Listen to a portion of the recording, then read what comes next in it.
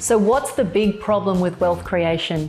How do people like us, who didn't inherit a boatload of money, who are investing and building wealth from our own blood, sweat and tears, how do we invest in a way that gives us remarkable results and become financially free before retirement age? I don't know about you, but I am sick of hearing from wealth gurus and experts who don't walk their own talk and prescribe strategies that are a one-size-fits-all approach.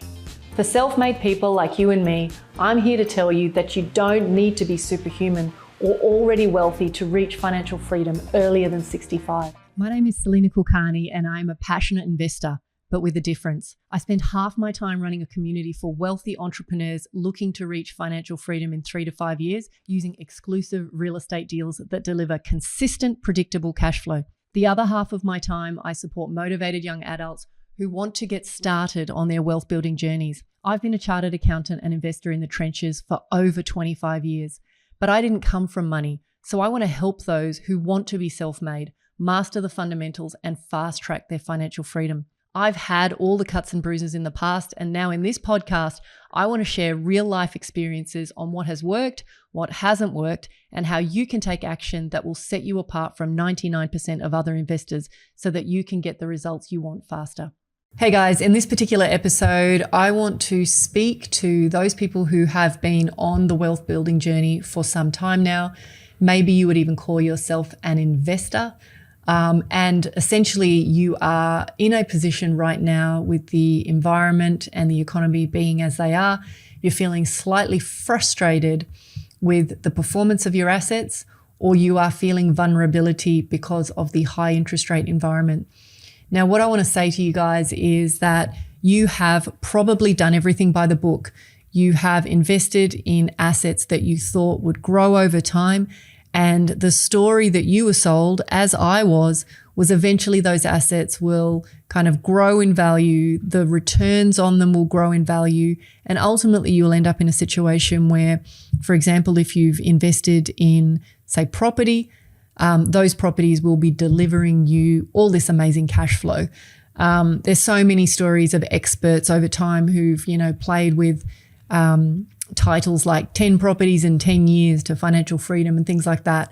And there are more and more people who are, not super wealthy. They're completely self-made, who are in a situation where on paper, allegedly they have all this wealth, but in the reality of, where we are right now, they are suffering under the load of, either poor or negative cash flow, and they're scratching their heads going, well, what the hell do I do?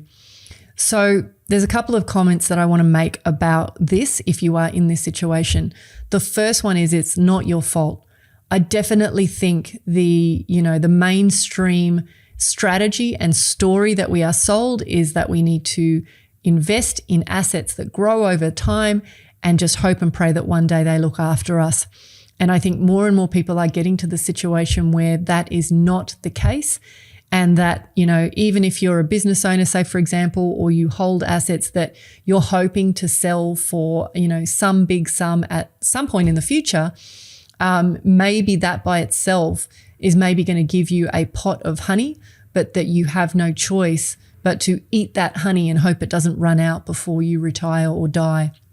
So where does that leave you? And really, this is a conversation that, the heart of it is about your capacity to orchestrate capital. So one of the things that I'm going to, first of all, encourage that you do is kind of become aware of the idea that the current wealth model is flawed. This idea of growing only your net worth and then at one point getting to a position where you start to sell down assets in order to fund your lifestyle. I think that model is broken. It certainly doesn't lend itself to leaving behind any kind of financial legacy. It certainly puts a lot of people in a difficult position because we don't know when we're going to die. And it also puts us in a position where potentially we have to work longer because there's fear around whether we even have enough. The alternative way or the alternative pathway that I really want to kind of drive home, and I haven't spoken about this for a few episodes because I've been really focusing in on more generic wealth building ideas, is that it is essential that once you start to get some level of momentum with your wealth building, you absolutely have to, start turning your mind to this question around how do I start to increase the cash flow coming off those assets. Now, what's really exciting is that if you're clever about the sorts of investments that you access, then what you can actually do is take a percentage of the assets that you have and put them into investments which will give you a strong, predictable income. Now, these assets may or may not be backed by real property. In my case, I much prefer assets that deliver good, strong income, but that are also backed by real estate because I know, like, and trust the concept of real estate. I love when it's real bricks and mortar. But the main consideration here is that you are not necessarily going to find those sorts of opportunity in mainstream. And this is why I call it the alternative pathway. It's alternative because it's not known by the masses. That doesn't mean it's dangerous or wild or crazy. It actually means that you actually need to look further afield to get access to those deals. So imagine this, and I want to make this really practical. Let's imagine that you have a couple of options. You have, let's call it a $100,000 lifestyle. So you need $100,000 every year to fund your lifestyle. The question is, how are you going to do that? Are you going to wait until you have $10 million as a net worth, maybe generating a 1% return for you, which, is optimistic in the current environment, let's say around real estate, and then live off that $10 million and hope that, things don't change too much in the economy and therefore kill that 1%? Or what if you had $1 million invested in a group of assets delivering you 10% net returns, which also gives you the $100,000. Now, I'm not saying that either of those extremes is right or wrong, but what I am trying to flag for you is that your journey, if you really want to be serious about financial independence and really develop, mild indifference to what is happening from an economic point of view and more become that surfer who just surfs the economic waves, then you need to be thinking about, where do I want to be on that spectrum? Do I want to be that person who just strives to grow their net worth to an insane level so that I can squeeze, a paltry amount of income from it? Or do I want to be that person who maybe has to sell down those assets and have, enough of a buffer that I think it will last me? Or do I want to be the person who maybe creates an asset base that generates really strong income much sooner from assets that maybe are less tethered to the ups and downs of the economy, where essentially you are buying them or you're investing in them for cash flow so that you can actually make the choice to step off the treadmill of needing to earn income through active employment much, much sooner. And you don't have to be a rock star. You don't have to be anybody special in order to do this. And it's not particularly complex, but you do have to be someone who's prepared to think outside the square, who's prepared to go against the grain of what everybody else is doing and recognize that there is another pathway.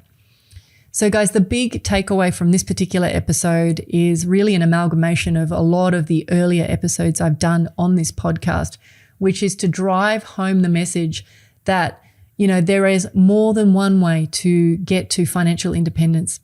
It isn't necessarily about taking the traditional path. And I recognize that you need to be brave if you want to tread this path. But I can tell you now that, years and years ago, when I decided to step out of corporate life, when I stepped away from what would otherwise have been a very lucrative income in the world of finance, it took real guts. A lot of people thought I was crazy. A lot of people thought it was, career suicide. But intuitively, I knew that there had to be a simpler way, an easier way. And so I am very much on a mission from here on in to kind of drive home this message that wealth building is not complex. It requires patience, grit, and determination, and a clear vision of what you want, by when, and then aligning with people who can give you or support those results. So guys, I hope this has been useful. If you are interested in understanding more about, the alternative pathway to wealth, please go and check out my podcast at the website incosiwealth.com. There's so much content I've created on this in the past, and I really wanted to, with this particular podcast episode, just kind of, really drive that point home again.